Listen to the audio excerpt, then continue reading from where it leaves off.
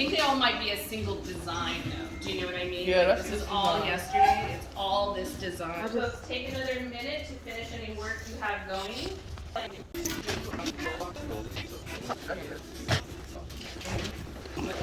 Like cheap electronics or cheap, you know what I mean? That's like a motor in there.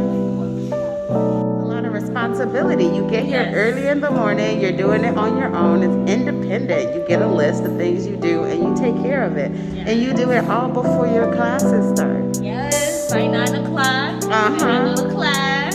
And then what do you do after school? Because I know you are a powerhouse. Yes, I do a lot after school. And I chose to sign up to the green team because I felt like I needed to discipline myself to wake up early in the morning. Hello, my name is Michelle Laus. I'm currently a youth advocate for You Gotta Believe, which is an older teen adoption agency. And a couple things that I took from my James Baldwin experience. The major one is to think critically. And I thank James Baldwin for giving us different opportunities to do so inside the classroom and outside, whether it was like a poetry jam session or a trip to Philly to like visit other schools and like their school systems and their neighborhoods, or if it was in the classroom and teaching us history and how it relates to like where we are now. I just thank James Baldwin for allowing me to just think very deeply on different issues, not limited to the ones that I've mentioned.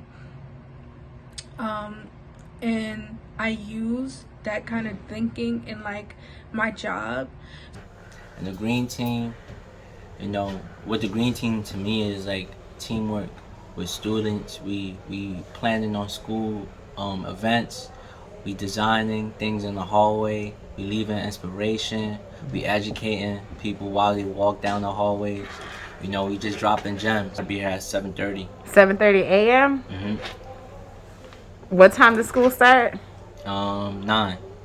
Yeah. Nice work, young man. And I live deep in the Bronx too. Yeah, so. You do, and we're in Chelsea, so that's quite a hike for you. Yeah. The benefits, we learn new skills. I recently learned how to make buttons. I gave you a button. Yes, you did. I love my button. Yeah. That's a huge responsibility. So you're learning responsibility, initiative, independence, how to work with colleagues. Tell me about that stuff. What else are you learning? Communication with my boss. Like if something goes wrong, I gotta tell her, and then we gotta like work it out. If we like get a package and we don't know who it belongs to, we send out an email like who this package belongs to, or like I go around because the school is a small community. It's not like big, so that's good. I could go around and ask the teachers who it belonged to, and we'll find out. I think one thing that Green Team helped me with, like my personal life, is like my work ethic. And I feel like when I started Green Team, like before my old school, like attendance was a lot of my problem. And since I started Green Team, like being able to get to school early and like do something productive and then just like transition into class, like really helped me like work harder and yeah. You know, we learn more about different cultures. We build things and, you know, design things for the school. So how do you think it's preparing you for life after Baldwin?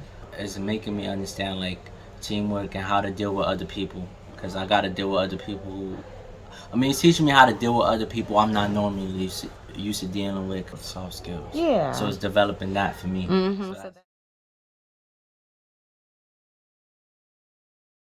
There were 3 curriculum writers. It was myself, Natalie Yasmin Soto, and Jamie Moncachi.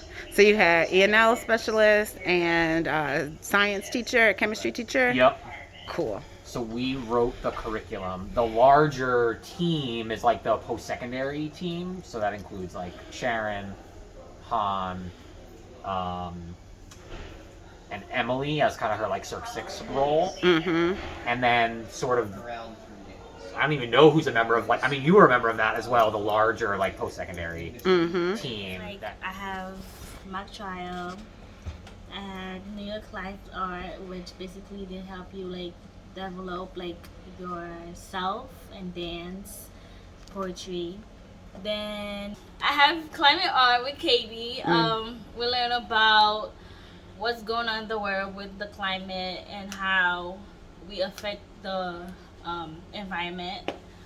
Learning to work. Basically, they help you get work in the school.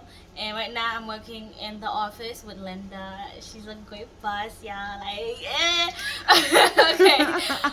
Basically, what I do in the office is put attendance in the teacher's mailbox, go get the breakfast with my pass, which I already put away.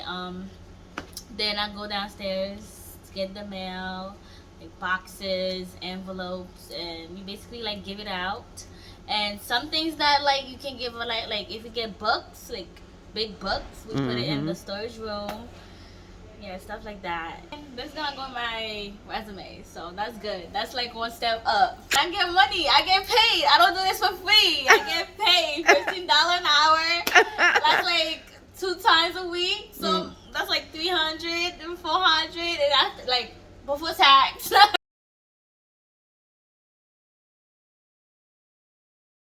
wanna go to college, but I might like take a year off. A gap year.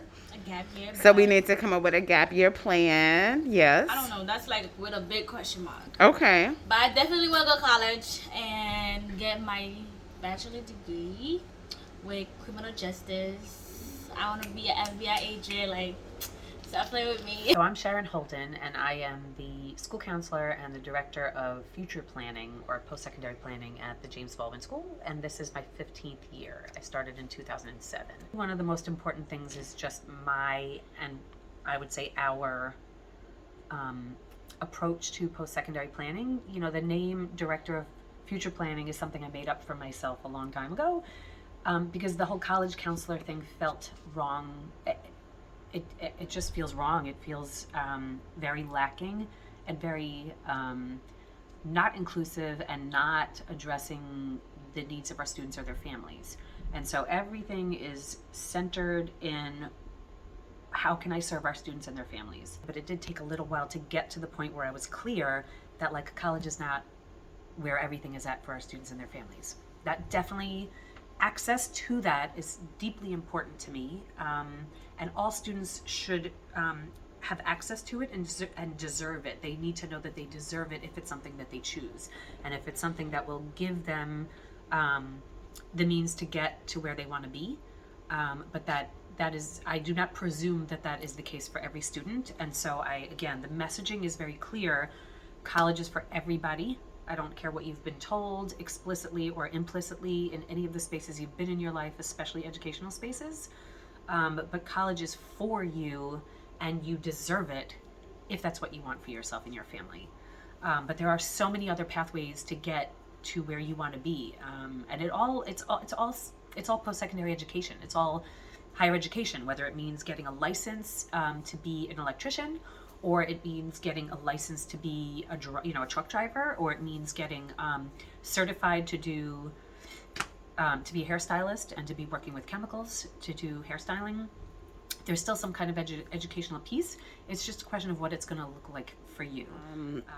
Could you tell us a little bit about the curriculum that was written and sort of like gone through crew, and like what skills in particular are being like focused on and being built upon for the different groups, like that sort of thing, and then what in particular, like the sort of deliverables that need to come out of there that also go into like CUME files and stuff like that.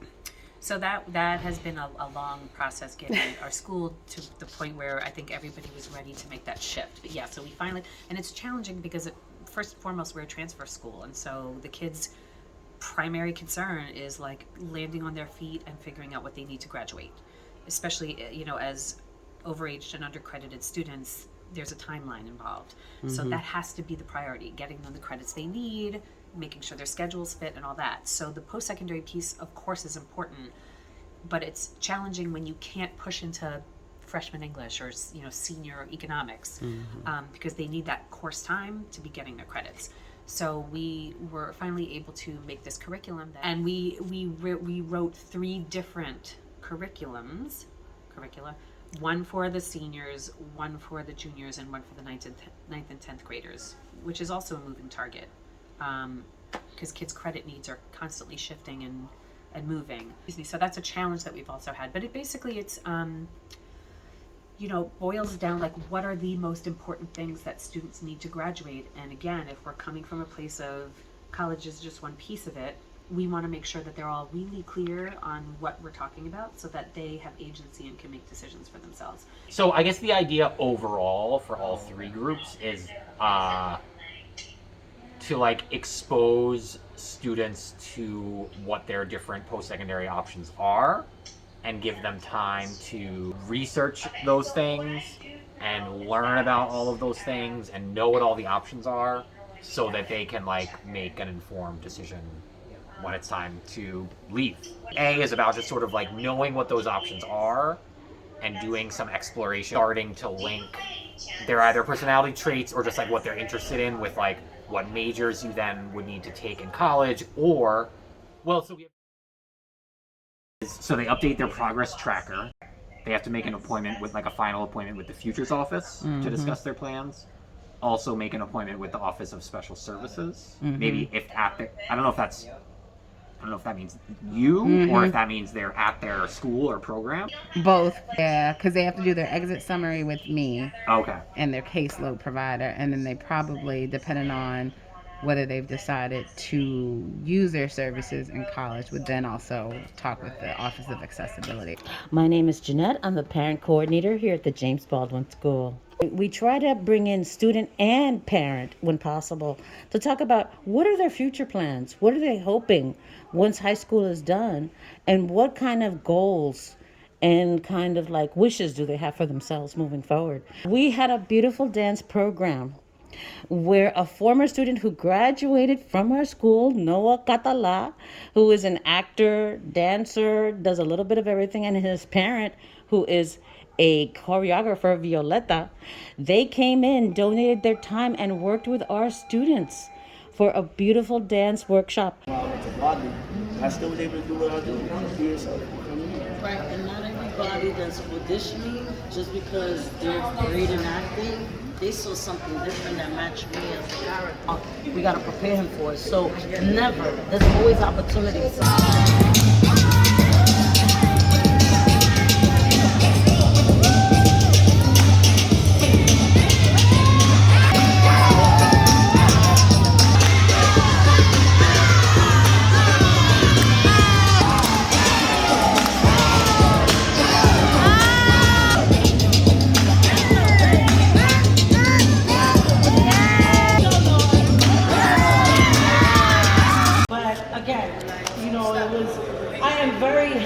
That I chose James Baldwin, my son. I chose James.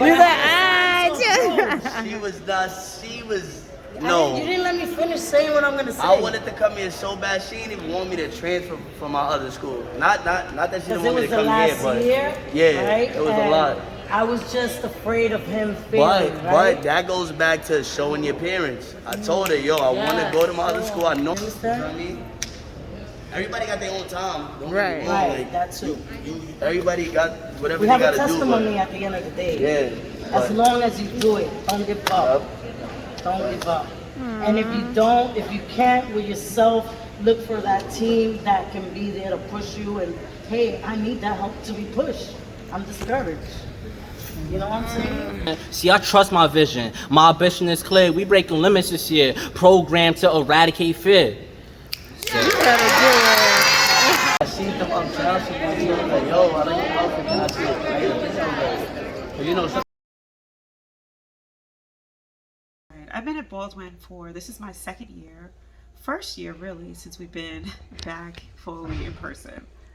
Yeah, we do a lot to prepare our young people for life after Baldwin. In our crew, we help develop their social emotional skills. We have our Futures Tuesdays where students get to explore college and career options. We have our Futures office where they get support. We have our Canva Learn to Work program where our students have internships. Through LTW, we also have workshops, WBL workshops on Fridays where our students are learning soft skills so that when they get into the workplace or they get into college campuses, that they have the skills to be able to to interact with people that may be different from them. The other thing that we do, and we do really well, is that we teach our students how to have interactions and relationships with different types of people and with adults. They get a lot of exposure.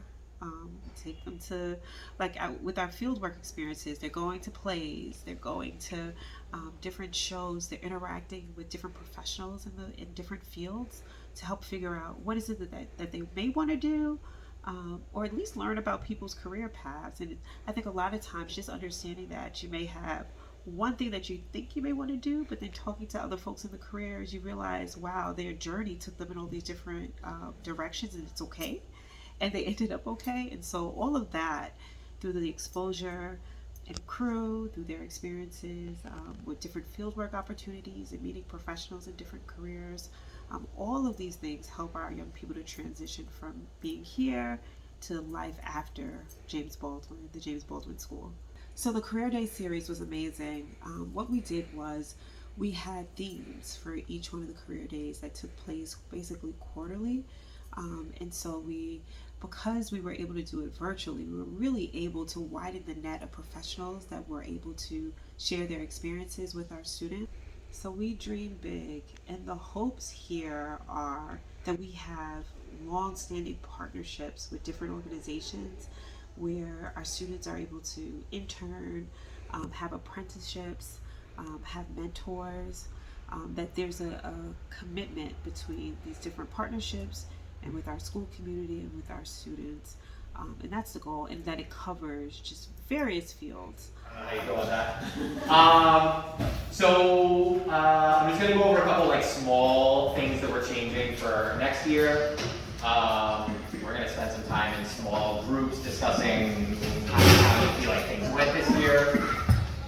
And then you'll have some time kind of independently to give us more feedback on lessons, and this will be kind of the last staff meeting time that you're given if you want to preview the upcoming lessons. A couple things. So Natalie and Jamie and I are all gonna edit the curriculum for next year. Okay. So we're each going back to the lessons that we had originally created, and we're gonna tweak it, edit it, make it better. So you're going to write a couple of sentences about this. And then you'll hear me talk a little bit about what I think documentation is. And then Steph will fill in any holes. Julie, let's start with you. What do you think when you hear the word documentation? What does it bring up for you? Data. Say again? Data. Okay, data. Aziz, what about you when you hear the word documentation? I said documents. Okay, good. Documents. Beauty, what about you? I think about legal documents or any written data. All right, written data, legal documents. What did you say, The Zara? same thing, important documents about maybe yourself, family, and school. Okay, important documents, right? Yeah, you guys had, you have to keep tabs on your birth certificate and your social security card. These are important documents. Mercury, what about you? What do you hear when you hear documentation? I think of important documents or writing in a sense. Okay. Things that are written down. Yeah. All right, Z, and then Hunter. I said documentation. When I hear documentation, I think of paperwork identifying someone. Okay, so paperworks that have your identity on it. I said the same thing I read. Yeah, nothing else. What about, nobody thought of documentary film? Oh yeah, I was Like a thinking, documentary? When we first started out there, you were talking about documentary. Right, these words, they have so many different meanings. I'm going to add a little bit about what I think documentation means and what I think it means for you all in terms of being ready for careers. These are important documents. But there's also important stories, right? There's important history. And documents are cool because you can leave them and somebody else will find them later, right? Your children, your grandchildren, your great-grandchildren will have your documents, whatever you leave to them, right? Maybe that's birth certificates, and social securities, maybe it's photos, maybe it's your login to your TikTok, right? So there are ways that you all document your lives that you leave behind, and those documents are important, right? And so in a minute, you'll hear Stephanie talk about, I think, documentation in this context as well. Stephanie does a lot of documentation of communities and conversations and histories. I'd love to hear where she is going to leave her documents, right, to make sure that they get passed down. And then with regard to your careers, your resume is a place where you document. And so when you're thinking of all the tasks that you've learned in Green Team, you're going to translate those to your resume, and your resume itself becomes a document, and it becomes a story of your work life, your professional life. Documentation has been, Jamie knows, we've been working together, maybe eight years. I take pictures at everything, and part of that is that it's important to me to capture us doing whatever it is that we're doing, because it tells the bigger story of us. I can't tell you a specific thing, what we do specifically, because we do a lot of stuff. We basically do a bunch of activities for the school, and sometimes we clean. We just basically do a lot of stuff.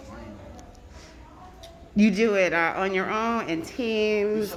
On our own, just sometimes as a team. Mostly a lot of times as a team. A lot of times as a team. How do you know what you need to take care of for the day? She write she writes it right there on the whiteboard, what to do. Jamie? Email. So you gotta check your email. You gotta be on top of your tasks. Check in with your team. What else? I feel like in Green Team, a lot of the stuff that we do builds up over time. So if we have a certain holiday or an event, we'll work on it for a few weeks until it leads up to it. For a STEAM night, What's STEAM night? STEAM night is gonna be a virtual event, and it's we give away teachers are giving away awards to students, and there's baskets. So one of the days some people were cutting the ribbons, and some people had to put the stuff in the basket. So we work together, but the way that Jamie assigns the assignments for us to do, it builds up to the final goal. So in Green Team, we make posters for the school on events that's coming up, and we make birthday posters for people whose birthdays is the month that's coming up. Mm-hmm. We make baskets, we make the sweaters for the school and the shirts. We 3D print them, and we clean laptops and stuff like that. Yeah, we do a lot of things in Green Team. Time management. You got to manage your time in the morning, right? Because you have a certain amount of tasks that you're trying to get done before class even starts. You're here between 7 and 7:30, right? So you got to manage your time in the morning. Actually start it the night before, because you got to get to bed at a decent enough time to get up. That's responsibility, right? The other thing you're doing is the interpersonal part of it. It's not always easy to work with people. I think the other thing I heard was a huge amount of independence and being able to keep yourself accountable, right? Are there any other skills that I'm missing? Because these are all workplace teamwork. Tell me about that one. How is that going to serve you? You gotta learn how to work with people you don't usually work with, especially as an introvert. You just gotta, step out your shell. Mm-hmm. And, condition yourself to, be open. I never thought I was gonna be making t-shirts and stuff. So yeah, we started making shirts. She told me how to make shirts. And it's crazy because I always wanted to start my own clothing brand. So this could fit help. Learning how to iron, do it, print and stuff. So, yeah. I never saw myself working with Green Team, but I started Green Team so I could start making it to my 8-block class, because before I wasn't going at all. So it's helping with my attendance as well. It's the same. It's not unlike the skills that I'm trying to build in classes. Mm-hmm. However, running an internship program is a lot more liberating, because I'm not tied to an assessment the way that I'm tied to a PBAT rubric or to a Regents exam. Mm-hmm. And what I find is that the learning comes a lot more organically. There's a lot more engagement. And I think that's a beautiful thing. The learning that happens here is wonderful. It's on par with the learning that happens in classrooms. Mm-hmm. And I think the other thing that I'm really proud of is even the work that we're doing with circles. Like we do a lot of work where I am thinking big picture about what the school is up to, and then helping you all create materials and experiences that support what the school does, right? So that's why adults even know, like that's why Stephanie even knows what we do in here. Not because adults are in here with us in the mornings, but it's because I tie whatever the school is up to our projects. And the purpose, behind that is to ground you in the school so that you feel engaged in the school and simultaneously teach you new skills. And one of those things that we were grounding in are these circles, right? So circles are a practice that you do in your crew and in your classes, and we also do them here in Green Team. And that just makes good sense because circles are a communication tool. You all have to communicate with one another. And then now you all have written circles and you will lead circles today. Hunter and Beauty lead a circle today in Katie's crew. Nice. Lewis is joining you all, right? So Lewis's crew will be there too.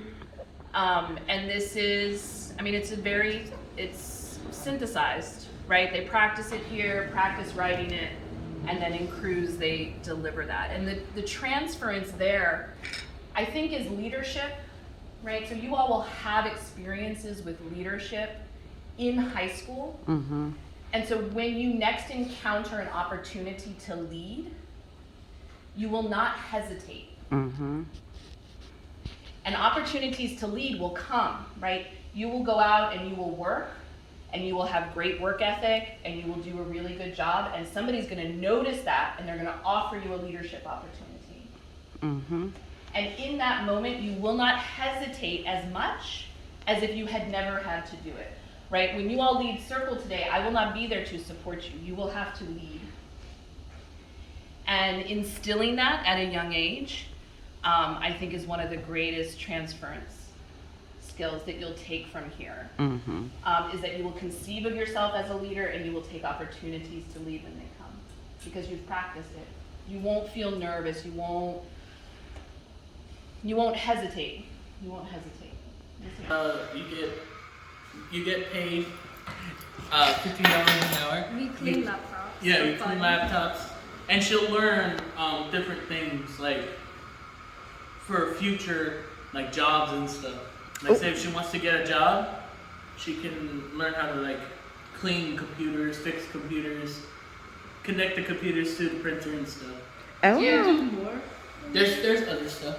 Like 3D printing, re-imaging, yes, sweeping.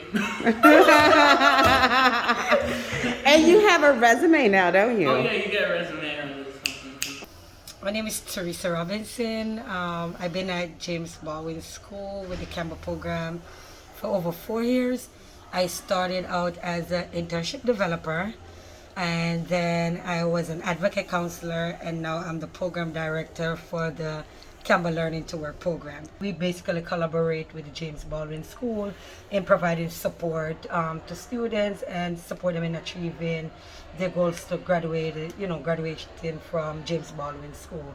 Our office is consisted of advocate counselors, internship developer, and a social worker. So advocate counselors, they support the students academically, post-secondary planning with the students. They do life skill workshop with our students, anything to support them with or provide resources with them to help them after they graduate. Our job developer do at the Campbell Learning to Work office is provide internship for students. Basically, we kind of survey out the students, what are their career interests, what they're interested in doing, and that job developer would find internship related to that student's interest. It's a paid internship. Students actually loved it.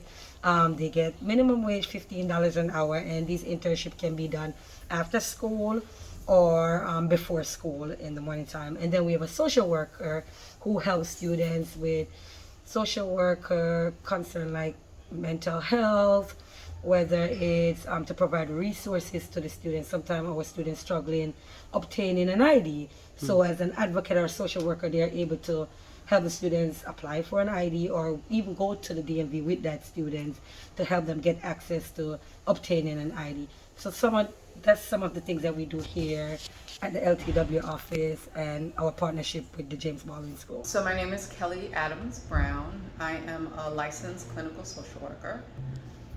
Currently, I work with the computer science team, and a lot of people are like, computer science, why is the social worker a part of that? It's because it's one of my joys and loves, and I also think that it's a transferable skill that kids could use in other aspects of their lives.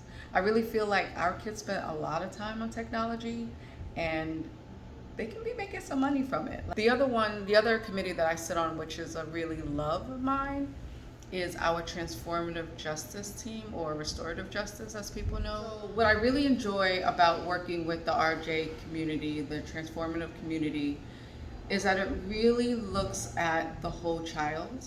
It really helps students figure out how to resolve conflict effectively. And then it really helps the adults in the community forge relationships with our students. I think those are skills that our students need to see. Sometimes we want it to be for them, but sometimes it's not. So part of my role is to sit down and help students figure out, if this is not for them, this kind of traditional school, how do we help you still get a high school equivalency and feel accomplished. And so part of my role is to sit down with students and connect them with the GED, connect them with job programs, connect them with mental health services outside of the school, connect them with other agencies and adults that can help them figure out what they want to do in their next steps. My name is David Ward. I am currently the assistant principal here at the James Baldwin School. I have been at the school for 11 years. I served as a special education instructor. I have served as principal intern, and currently, as I said, the assistant principal. I really want to see that as a school we are empowering our students to go out and to be the most productive and live their best lives possible. Programs that include internships, our ability for young people to come together and discuss social justice issues, to be able to live out the core values of respect for diversity and respect for humanity. If our students can walk away having grown in those particular areas, I think we will have done our job towards propelling them to living fulfilled lives. Hi, my name is Linda. I am the school business manager. I take care of a lot of things in the main office. So we invited Tats Crew. It's an organization in the Bronx. It's been out since I was a teen, so it's a well-known place. And so I had them come out and meet with our students. And so we're gonna build a wall mural. But we wanted student ideas incorporated in there. So we had our first meeting. They sat with the team, and they came up with some great ideas. And so they took the ideas back. They're gonna actually draw out everything and then come back, and then our students are gonna paint it. I also was thinking if you could tell me a little bit about the person that you supervise and how that's going in terms of like preparing her for her post-secondary life, because you've been with Paula, right? Yes. She's learned how to use the copy machine. She's learned how to fax. So she's done a few things that she'll be able to take on with her and use it maybe hopefully as she moves on. But yeah, I've been teaching her pretty much everything I know, so that way she can at least have a heads up. My name is TJ McFarland. I work with the Restorative Practices Department at the James Baldwin School. I'm also a paraprofessional. I work with students one-to-one and with classroom support. So there's two things that come to mind when I think about how I support students transition The first one would be that I deal with a lot of conflict. More so, I'm teaching kids how to deal with their own conflicts that arise, because conflict is a part of life, and it's more than learning about math and learning about science and English when you're in high school. It's about how you're dealing with issues when they arise, and what are the steps that you're taking when they come up. Work-based learning, we're basically teaching kids how to read a resume, how to create one. I work alongside LTW, Learning to Work, and I just support them as needed.